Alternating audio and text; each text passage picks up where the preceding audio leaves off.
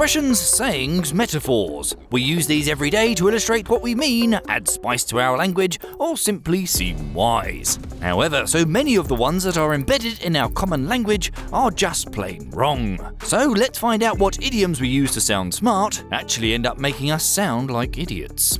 I'm Stu, this is Debunked, and we're here to sort the truths from the myths and the facts from the misconceptions. This video is sponsored by Private Internet Access VPN. You can access our exclusive discount via the link in the description. Sweat like a pig. To sweat like a pig is to perspire so profusely that you resemble a hot, sweaty swine. I was so nervous, I was sweating like a pig. Research suggests that this may have evolved from an earlier expression, bleed like a stuck pig. But the truth is, if you sweated like a pig, you'd be dry as a bone, to mix idioms. You see, pigs don't sweat. In humans and other mammals, the process of perspiration and evaporation of beads of sweat transfers energy in the form of heat. It effectively disperses heat from our bodies, which in turn lowers our body temperature.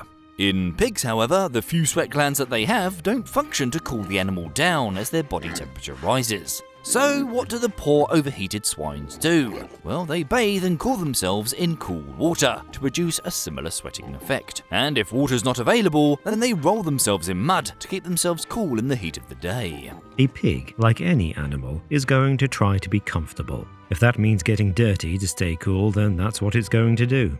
Happy as a pig in Mud. Experts also believe that the Suidae family use mud as a sort of sunscreen to stop their skin from burning in the midday sun, and as an insect repellent to protect themselves from the likes of mosquitoes. It's also a method for removing parasites once they rub the mud off. The stereotype of a filthy pig is in fact the poor animal trying to keep on top of its hygiene. But wait, there's more. Believe it or not, despite popular belief, the term sweat like a pig may not even refer to the animal at all. Instead, research has unearthed an early accreditation to pig iron, so called because the smelting system resembled a bunch of piglets suckling their mother. At the end, when the pig iron cools, beads of moisture form on its surface, so when the ingots or pigs sweat, it indicates that the metal is cool enough to handle. Sweating like a pig. As blind as a bat. Keeping to the animal theme, to be as blind as a bat is often attributed to people with very impaired vision. I'm as blind as a bat without my glasses. But where does it come from? Generally speaking, bats are nocturnal and so hunt for food in the dark. To aid their nighttime movements, most bats project clicking sounds that bounce off of surfaces and return as an echo to their highly tuned ears. This echolocation system can happen over 10 to 20 meters or 33 to 66 feet and allows them to judge distances and map out their surroundings. But this doesn't mean that they're blind. In fact, in low light conditions, their vision may be even better than ours. Mammals like us have eyes that are made up of rods and cones. Cones are for daylight vision and colour, and rods give you night vision. Until recently, it was believed that our dark night-winged cousins only possessed the night vision rods, but studies have discovered they also have cones that specialise in detecting reds and ultraviolet, something which is outside of our colour spectrum.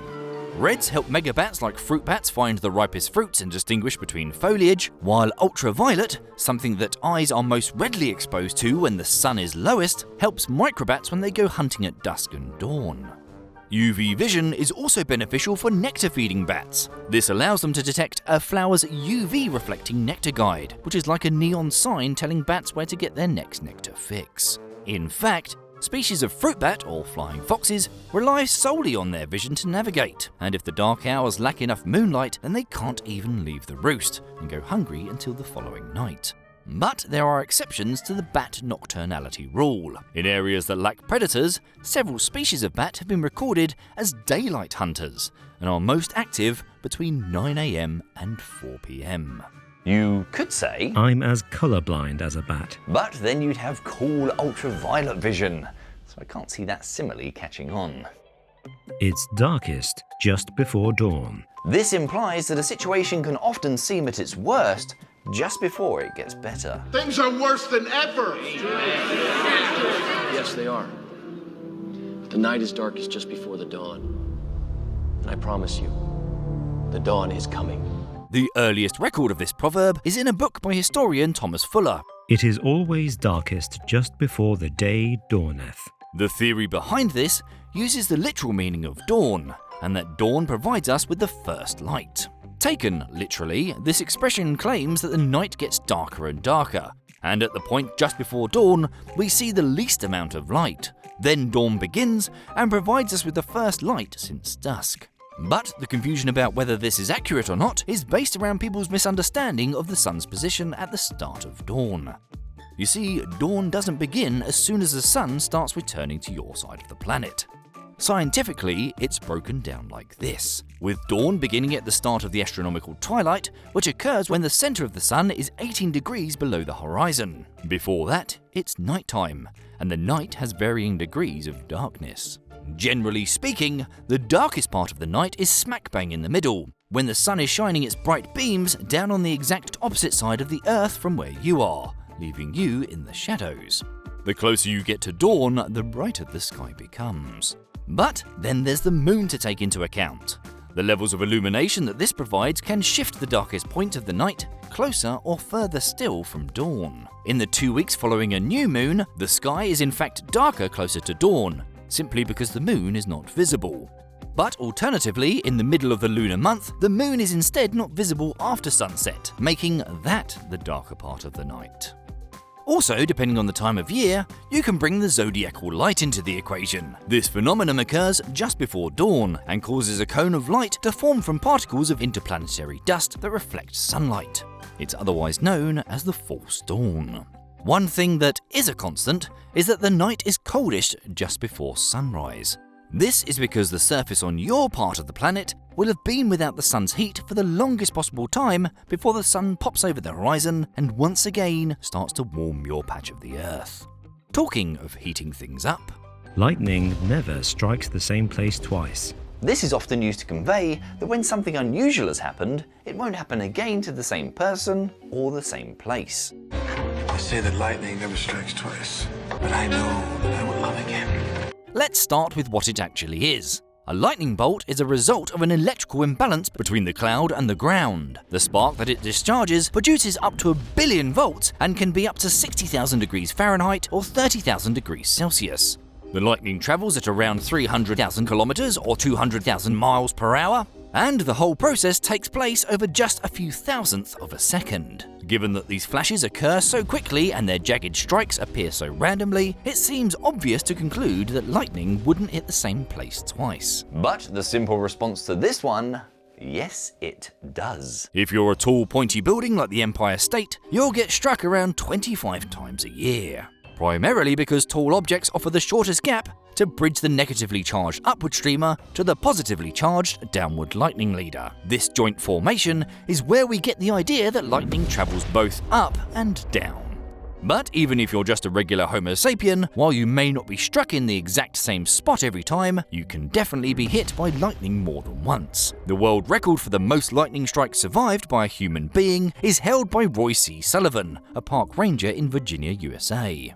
This poor guy was struck a total of 7 times over a period of 35 years. The effects he suffered ranged from losing his big toenail to having his hair set on fire twice and burning his leg, stomach, and chest, but he survived every time. Oddly enough, while we think of lightning bolts being attributed to a storm, this natural phenomena can occur in a range of other situations, including volcanic eruptions and wildfires. Once in a blue moon. If something happens once in a blue moon, it is thought to be a very rare occurrence. Okay, I talked to the vet, and he said that only once in a blue moon does a dog's ear grow back. So, still hoping, The earliest reference to a blue moon being an unlikely thing comes from an anti-clerical pamphlet published in 1528. Oh, churchmen are wily foxes. If they say the moon is blue, we must believe that it is true, admitting their interpretation. In other words, it's criticising churchmen for making outlandish statements, like the moon being blue, and expecting people to believe them. Although that might provide some basis for the phrase, chances are the blue moon proverb, referring to a rare event, stems from a book published in 1821. How's Harry and Ben? Haven't seen you this blue moon. So, what is a blue moon? Well, it's time to get astronomical again because there are two official scientific definitions, and neither of them have to do with the moon being the colour blue. You see, for the moon to complete all of its phases takes 29.5 days. So we get 12 full cycles every 354 days, which means that the lunar months and calendar months don't quite align over the course of a year. The 12 full moons that appear each year in these cycles have their own special names, and the blue moon acts as a kind of rounding error created by the two calendars not quite matching up. This means in some years we end up with a 13th full moon, and it's this 13th moon that is the proverbial blue moon. Strictly speaking, it is the third moon in an astronomical season that has 4 rather than the normal 3 moons. But are they actually that rare? Well, it depends on your definition of rare, I guess, but in astronomical terms, they're relatively common, coming around every 2.5 years or so. However, in 2018, there were 2 blue moons in the same year, which were only 2 months apart.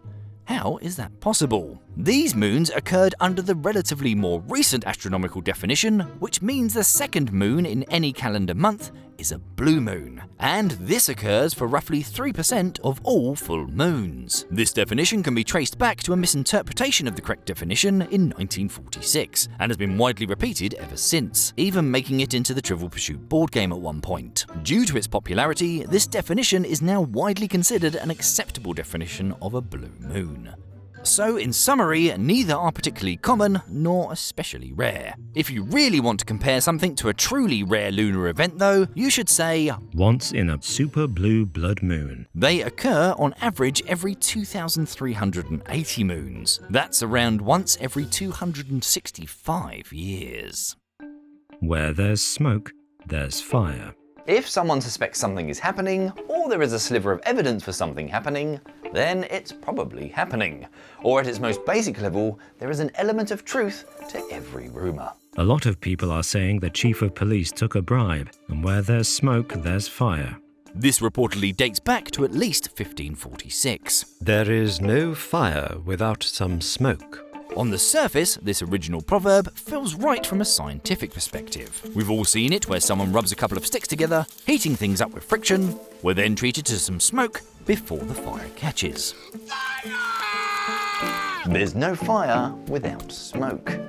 Except that's obviously not true. Anyone who has used a gas stove will know that you don't end up with a load of smoke every time you rustle up some grub. So, what's going on? Well, when fuel is burned in the presence of oxygen, it creates a chemical reaction known as combustion. However, when there isn't enough oxygen to burn up all the fuel, we end up with incomplete combustion. Some of the material is not burned up, and it's these tiny unburned particles that make up smoke. In the gas stove example, there is no smoke because the fuel is burned entirely and is undergoing complete combustion. So, of course, we can get fire without smoke. Looking at the more recent incarnation of this proverb, can we get smoke without fire? Well, yes, we've already seen this. In the bushcraft technique, smoke appears and the fire doesn't ignite until more oxygen is added to the mix. When a material is placed under high temperatures, but there isn't enough oxygen to burn the fuel, this can cause a chemical reaction known as pyrolysis. A much more common example of this is when you've charred food using an electric cooker.